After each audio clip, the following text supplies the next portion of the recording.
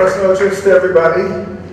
I thought I would actually open by saying good afternoon, but as you realize, it's getting quite late here. In any event, I want to thank the Tarbut School for the privilege of coming here and addressing you tonight.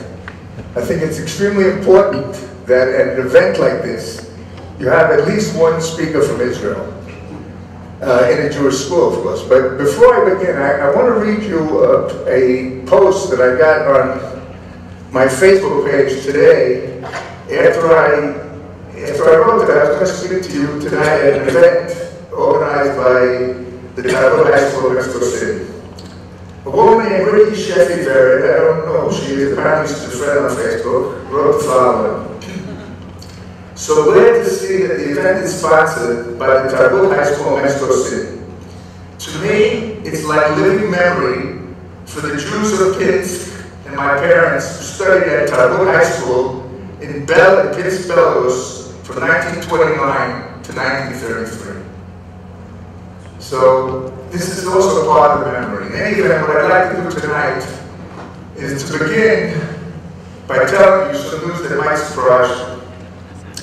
Usually when I tell people what I do, the initial reaction of many of them is, really? Are you still hunting Nazis? Are there still Nazis out there? So, the fact of the matter is that, believe it or not, there are Nazis out there. And in fact, the most dramatic development in our work has been the extension of life expectancy. In other words, if 73 years after the end of the Shoah had been in 1920, I think you could probably say that there are no Nazis left.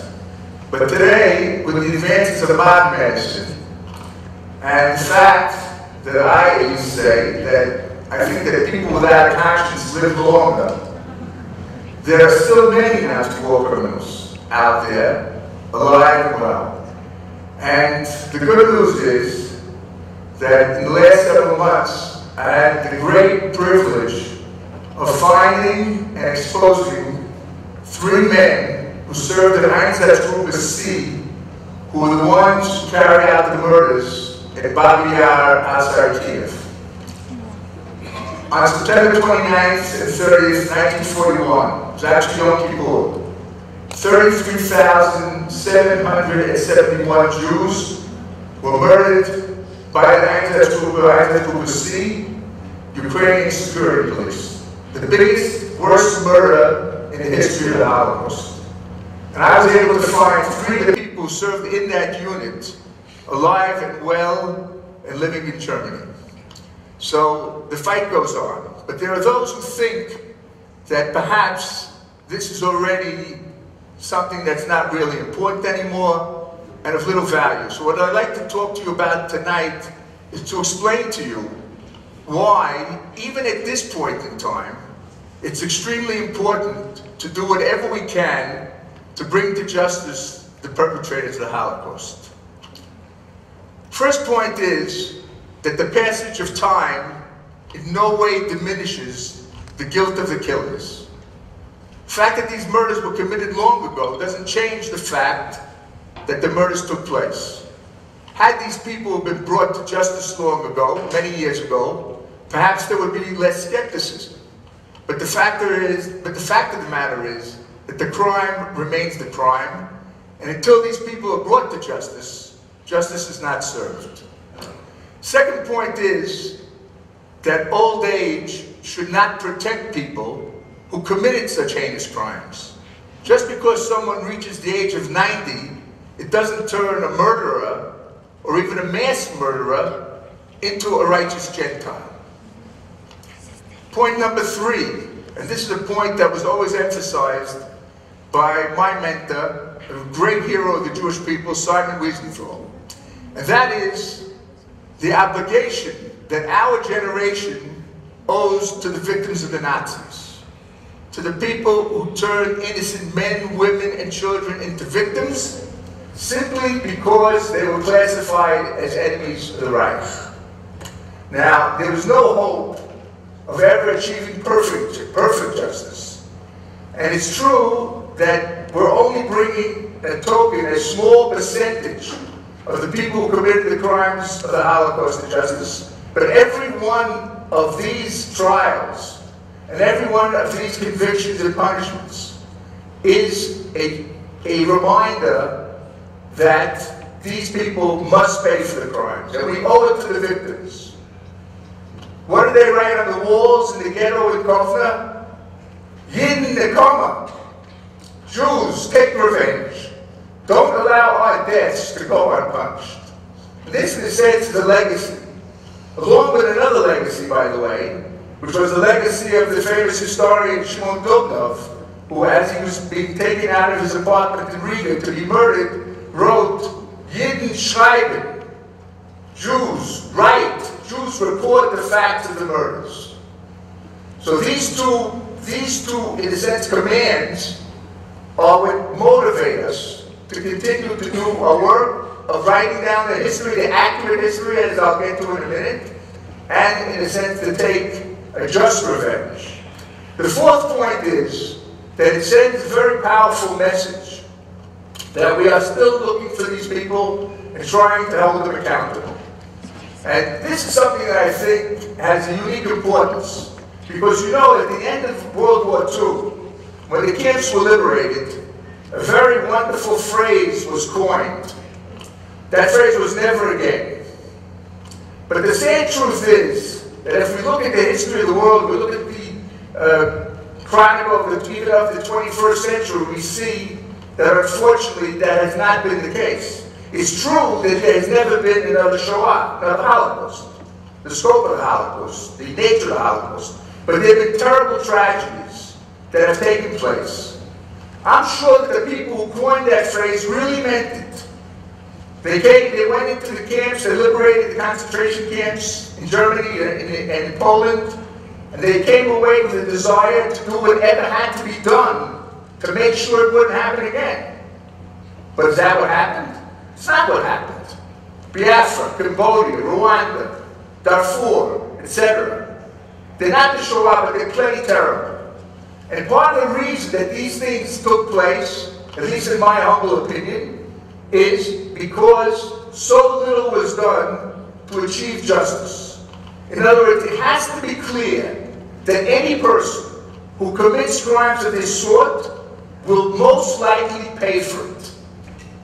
Has that been the case? Unfortunately not. So in other words, if someone is sitting in his living room today and looking at some horrible atrocity being carried out by someone who he might be close to ideologically, the first question that will go through his or her mind will be, well, you know, I'd really like to join these people and commit such crimes, but will I pay for it? Or won't I pay for it? It has to be clear you'll pay for it, and you'll pay for it dearly. Another point is the fact of the importance that these trials play in the fight against Holocaust denial and Holocaust distortion. Now, I'm sure you all know what denial is. Denial is when people say the Shoah either didn't happen or its scope was greatly exaggerated, etc. But the good news is that the fight against Holocaust denial has been more or less won in the Western world. That doesn't mean that there will never be a person who will deny that the Shoah took place. But today, there's no mainstream normative political or social organization that spreads Holocaust denial. The defeat of David Irving in Old Bailey, the court in London, in the trial of Deborah Lipstadt was a tremendous victory, because David Irving was the most dangerous Holocaust denier there ever was. A person who started out as a legitimate historian, a person full of charisma, incredible talent, and he was basically torn to pieces by people like Richard Evans, the professor from Cambridge, who's one of the world's greatest experts on the Shoah. Of course, the situation in the Arab world, in the Muslim world, is very different. There you have a lot of Holocaust denial, and in some places it's even financed and sponsored by the governments. In other words, many of you probably recall the Iranian president Ahmadinejad.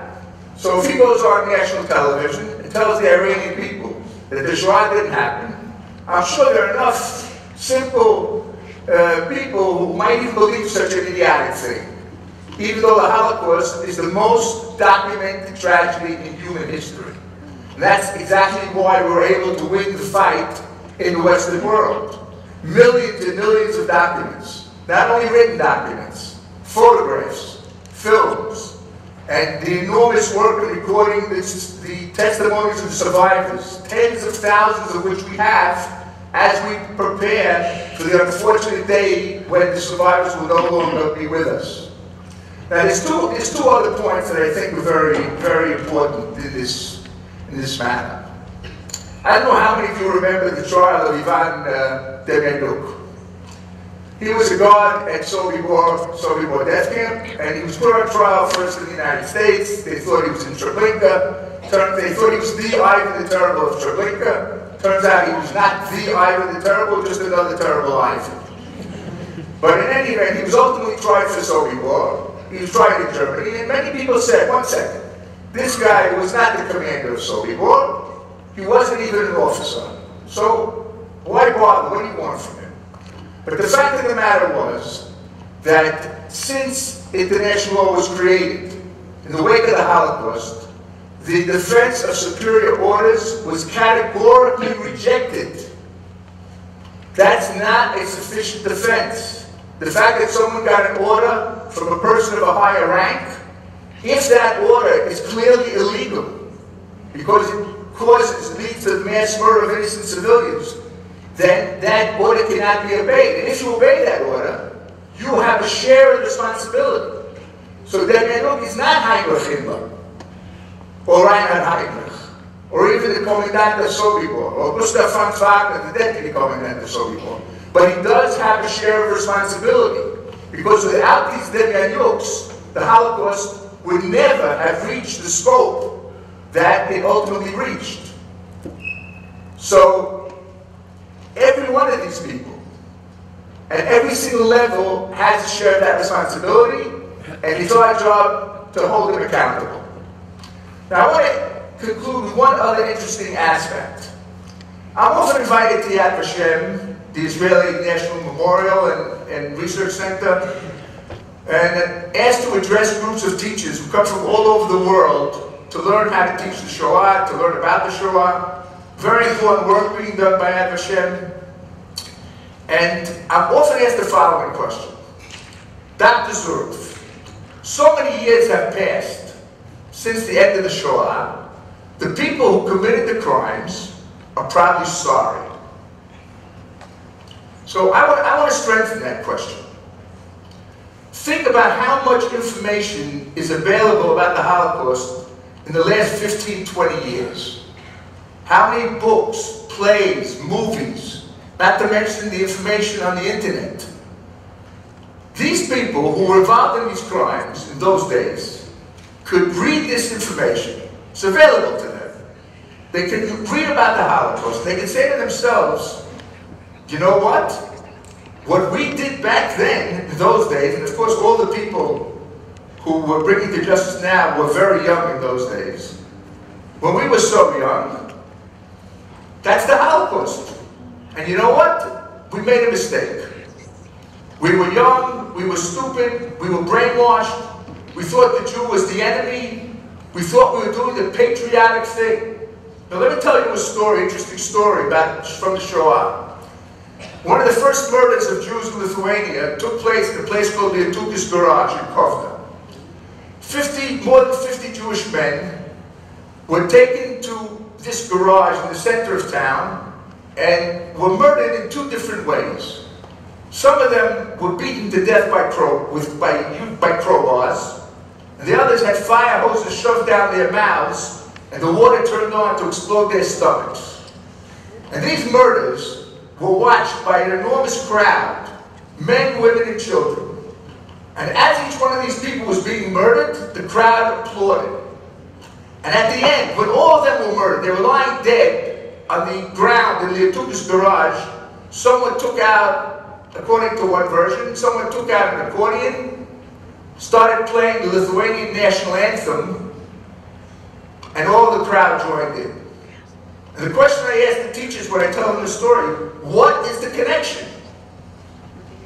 And the answer is super patriotism, extremism, nationalism, extremism. In any event, the sad news that I'm going to tell you is that in my experience, I've dealt with numerous Nazi war criminals from all over, and from many, many different walks of life, different levels of education and intelligence. I have not encountered a single case of a Nazi war criminal who ever expressed, that I dealt with, okay, that ever expressed any regret or remorse. If anything, just the opposite. So I want to conclude with one story. A story that I'm particularly proud of, about the most important Nazi war criminal I helped to bring to justice. A man named Dinko Shakic, who was the commandant of a camp called Jasenovac. So I don't know if any of you are from former Yugoslavia. It was the camp in Croatia, built by Croatians, manned by Croatians, in which at least approximately 100,000 Serbs, Jews, Roma, and anti-fascist Croatians were murdered. And they were murdered in the worst way possible, with the most horrible, in other words, they were murdered individually, there were no gas chambers, bullets, daggers, swords, grenades, you name it. In any event, like many Nazi war criminals, he ran away to Argentina. And we discovered him with the help of Jorge Camarasa, who's a well-known Argentinian journalist. We sent Jorge Camarasa to Belgrade to meet with survivors of Jasenovac before he went to confront Shakic. Knocks on Shakic's door. Shakic comes to the door. Are you Dinko Shakic? Yes. You are the commandant of Jasenovac. What does Shakic say? Yes. So first of all, let's stop there for a minute. Usually when Nazis are about to be exposed, there's two responses. One is, it's not me. Okay, mistaken identity. The other one is, it's me, I didn't do it.